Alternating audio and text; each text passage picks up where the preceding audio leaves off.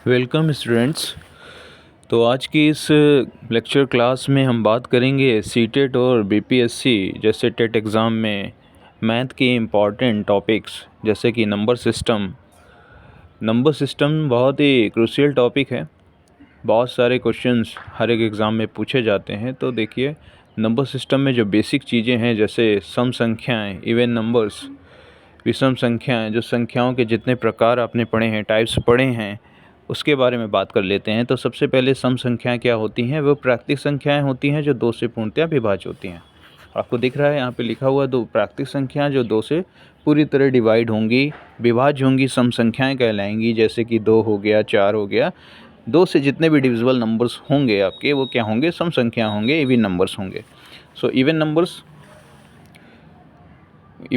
वही नंबर्स होंगे जो कि 2 से पूर्णतया क्या होंगे? डिवाइड होंगे या विभाज्य होंगे। ठीक है, तो ये टॉपिक जो है बहुत ही इम्पोर्टेंट है। आपके जितने भी टेट एग्ज़ाम हो गए, सीटेट है, बीपीएससी है, बीटेट है, ठीक है, बिहार टेट हो गया, या किसी भी स्टेट लेवल का टेट एग्ज़ाम हो गया, नॉट ओनली टेट, जितने भी कॉम्पिटिटिव एग्ज़ाम्स होते हैं सारे में मैथ्स का जो पोर्शन रहता है वो इस टाइप का रहता है। इसमें कि नंबर सिस्टम जो है बहुत ही बेसिक चीज़ है और बहुत ही इम्पॉर्टेंट है। अगर आपने इसको अच्छे से कर लिया है तो मान के चलिए कि आपके जो डेफिनेट मार्क्स हैं वो कंफर्म हो जाते हैं। ठीक है, बेसिक चीज़ होती है, बहुत ज़्यादा उसमें क्रूशियल चीज़ें नहीं होती हैं, आपने छोटी क्लासों से भी पढ़ रखा है। ठीक है, तो सम संख्या मैंने बताया कि जो प्राकृतिक संख्या जो 2 से पूर्णतया विभाज्य हों। ठीक है, नेक्स्ट है विषम संख्या, ऑड नंबर्स। ठीक है, ऑड नंबर्स क्या होता है कि वे प्राकृतिक संख्याएं जो होती हैं जो कि क्या होती हैं 2 से विभाज्य ना हो, मतलब 1, 3, 5, 7, 9 इन सब से विभाज्य होती हैं। ठीक है, तो उन सबको हम बोलते हैं विषम संख्याएं बोलते हैं। नेक्स्ट है अभाज्य संख्याएं या प्राइम नंबर्स किसे कहते हैं?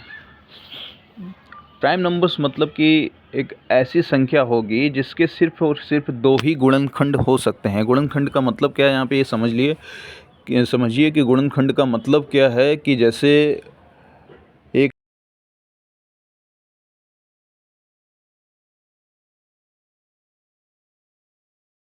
नंबर हो सकता है। ठीक है, जैसे 1, 5, 2, सबसे छोटी अभाज्य संख्या हमने 2 को लिया है। सबसे छोटी अभाज्य संख्या जो होती है हमारी 2 होती है। 2 जो है सबसे छोटी अभाज्य संख्या। यहाँ पे कुछ फार्मूले हैं जो गुणनखंड से रिलेटेड हैं, जैसे भाज्य बराबर भाजक गुणे भागफल प्लस शेषफल।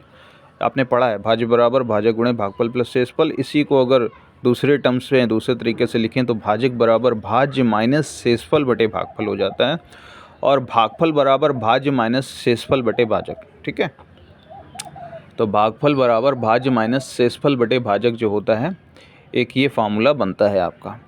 तो भागफल बराबर भाज्य माइनस शेषफल बटे भाजक। ठीक, अब इसमें जो है आपने ये फार्मूले कहाँ लगाने हैं? जैसे कि जितने भी आपके एलसीएम, एचसीएफ या भाज्य भाजक के जितने भी क्वेश्चंस आएंगे उसमें आपको ज़रूरत पड़ेगी। ठीक है, अब देखते हैं कुछ बीजगणित अलजेब्रा से रिलेटेड बहुत इंपॉर्टेंट फार्मूलेज, जो कि आप मान के चलिए आपके मैथमेटिक्स में इसके बिना तो काम चलना ही नहीं है। ये तो आपको आनी चाहिए। तो जैसे पहला फार्मूला आपका लिखा हुआ है a+b का whole square is equal a² + b² + 2ab। ये आपका पहला फार्मूला है। सेकंड है a - b का whole square is equal a² + b² - 2ab। Third आपका लिखा है a+b का whole square in bracket and दूसरे में a - b का होल स्क्वायर। अगर ऐसा कहीं समीकरण इक्वेशन आपको मिलेगा तो आप डायरेक्ट लिखोगे 2 ब्रैकेट में a² + b²। नेक्स्ट है a+b का whole square minus a - b का whole square is equal 4ab। फिर है a² - b²। अगर कहीं पे लिखा हो आइडेंटिटी एक तरह का तो a+b a - b टूट जाता है। फिर नेक्स्ट है a² + b² is equal half of a+b का whole square plus a - b का होल स्क्वायर। ये सारे फार्मूलेज आपको आने ही चाहिए अगर आप चाहते हैं कि मैथ बहुत अच्छी हो। a+b का whole cube is equal a³ + b³ + 3ab, और एक ब्रैकेट में लिखेंगे a+b। a - b का whole cube is equal a³ - b³ - 3ab, bracket में a - b। याद रखिए इन दोनों प्लस और माइनस फार्मूले में बहुत ज़्यादा कन्फ्यूज़न होता है, इसलिए इसको अच्छे से करेंगे। a³ + b³ अगर लिखा है तो a+b a² + b² - ab। इसी तरह माइनस का फार्मूला नीचे a³ - b³ का होगा। ठीक है, तो ये जो A cube minus B cube है इसको आप लिखोगे ए माइनस बी ब्रैकेट में A square plus B square plus A B. अब एक फार्मूला यहाँ पे लिख रहे हैं A cube plus B cube upon A square plus B square minus A B.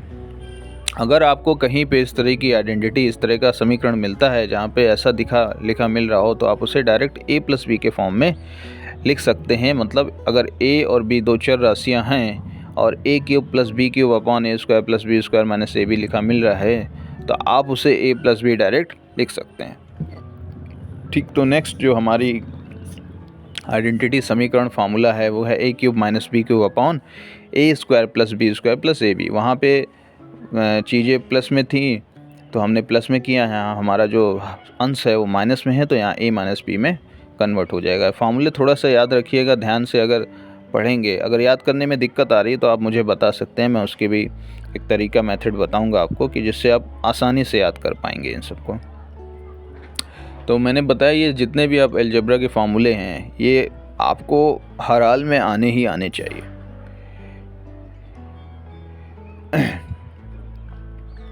अब देखिए यहाँ पे जो नेक्स्ट है हीरोन्स फार्मूला।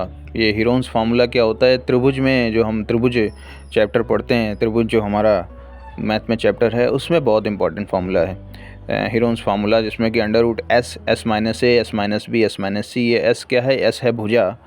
भुजा जो होती है side a plus b plus c by 2, तो भुजाओं का योग जो होता है उसको आधा कर देते हैं, सेमी पैरामीटर जिसको बोलते हैं हम लोग। और ए बी सी जो हैं इनकी भुजाएं हैं त्रिभुज की। अब देखिए नेक्स्ट जो हमारा फार्मूला आप देख पा रहे हैं यहाँ पे, ये हो गया हीरोन्स का formula under root S, S minus A, S minus B और एस माइनस सी, जिसको हम बोलते हैं हीरोन्स फार्मूला, हीरो का सूत्र। अब यहाँ पे एक फार्मूला और दिख रहा है जिसमें लिखा है लगातार प्राकृतिक संख्याओं का योग। लगातार प्राकृतिक संख्याएं हैं उस तरह से जिनमें योग के फार्मूले लगाएंगे हम।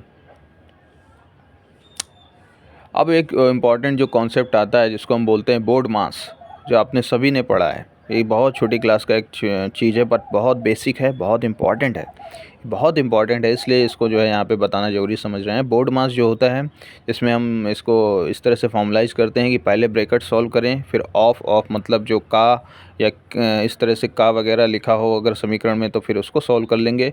डिवाइड भाग वाले को पहले करेंगे, फिर मल्टीपल गुणा को, ऐड को, सब्सट्रैक्शन को।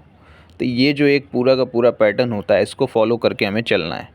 ठीक है, देखिए यहाँ पे लिखा हुआ भी है कि सबसे पहले किसी भी समीकरण में सबसे पहले छोटा ब्रैकेट, छोटा कोष्ठक होगा, फिर मंझले वाले को और सबसे बाद में बड़े वाले को हटाने की प्रक्रिया की जाती है। तो ये सरलीकरण जो सिंप्लीफिकेशन इंग्लिश वाले पढ़ते हैं, सरलीकरण हिंदी वाले पढ़ते हैं, उनके लिए बहुत बहुत इम्पॉर्टेंट टॉपिक है बोर्ड मास। तो बोर्ड मास से रिलेटेड ये इम्पॉर्टेंट टॉपिक है।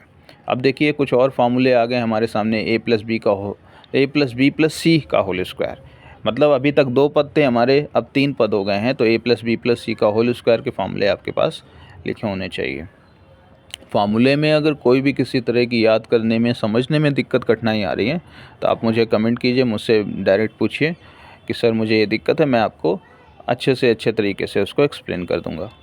ठीक, क्योंकि देखिए mathematics is all about formulas, है ना। जब तक अगर हमारे पास फार्मूलेज ही अच्छे से नहीं हो पाएंगे तो हम चाह कर भी कुछ नहीं कर पाएंगे, क्योंकि हम चाहते हैं भाई मैथ में अच्छे से अच्छा स्कोर हो। Mathematics is a scoring subject. अब ये जो हमने द्विघात समीकरण पढ़ी है उससे रिलेटेड एक धराचार फार्मूला जो बहुत इंपॉर्टेंट है। ये फार्मूला वैसे तब यूज़ करते हैं जब हमारे मूल समीकरण में सॉल्व ना किए जा सके हों या उनके द्विघात पद ना बन पा रहे हों, तो उस केस में हम लगाते हैं, पर याद रखना बहुत ज़रूरी है। इसका फार्मूला लिखा है x is equal minus b plus minus under root b square minus 4ac और बटे में 2a। यहाँ पे a और b जो होते हैं समीकरण के जो हैं मूल कहलाते हैं। a b c जो हमारे किसी भी द्विघात समीकरण के पद होते हैं। द्विघात समीकरण बनाने का फार्मूला भी लिखा है। तो ये सारे के सारे बेसिक फार्मूले हमें आने ही आने चाहिए। ठीक है, तो अब देखिए ये टॉपिक कराने का या ये चैप्टर कराने का मकसद बस एक ही है हमारा, कि आपकी जो बेसिक मैथ है वो, मैं किसी एक एग्ज़ाम के लिए नहीं बोल रहा हूँ, सी टेट के लिए, बी टेट के लिए। देखिए अगर हमने सिंपल सी, अगर हमने टेबल्स याद की है तो वो किसी एक एग्ज़ाम के लिए याद नहीं की कि हमें इस एग्ज़ाम में ही टेबल्स पूछी जाएगी, क्योंकि हमने बेसिक चीज़ें पढ़ रखी हैं। तो सेम वैसे ही ये बेसिक है हमारा। अगर हमने इसको अच्छे से कर रखा है तो हमें फिर चिंता करने की या डरने की किसी तरह की ज़रूरत नहीं है कि आप किस एग्ज़ाम में बैठने जा रहे हैं, वो चाहे सीटेट हो, बीपीएससी हो, बीटेट हो, एनी अदर एग्ज़ाम्स, ठीक है। तो बस मेरा यही आप सबसे एक अनुरोध रहेगा कि इन फार्मूलेज़ को, इन कॉन्सेप्ट को इतने अच्छे तरीके से करके चलिए, और जहाँ भी किसी भी आपको कहीं भी दिक्कत हो रही हो, आप मुझे बेहिचक पूछ सकते हैं, ठीक है। मुझसे जो है, जो हमारी तरफ से आपको गाइडेंस मिल पाएगा, हम बिल्कुल यथासंभव देने की कोशिश करेंगे, ठीक है। हमारा भी एक ही लक्ष्य है कि आप अपने लक्ष्य में सफल हों, आपका जो भी टारगेट है आप उसको अच्छे से अच्छे ईज़ी वे से अचीव कर पाएँ, ठीक है। तो ये जितने भी फार्मूलेज़ आप देख पा रहे हैं, इन सबको अच्छे तरह से आप करके चलिए। इसमें एक भी वो अगर फार्मूले आप जितने अच्छे तरह से आप कर पाओगे, उतना ही आपको जो है एक्सरसाइज में जो भी आप क्वेश्चंस लगाओगे या कुछ भी आप प्रैक्टिस करोगे, दैट विल बी बेनिफिशियल, ठीक है। तो इसको आप कर लीजिए, फिर मिलते हैं।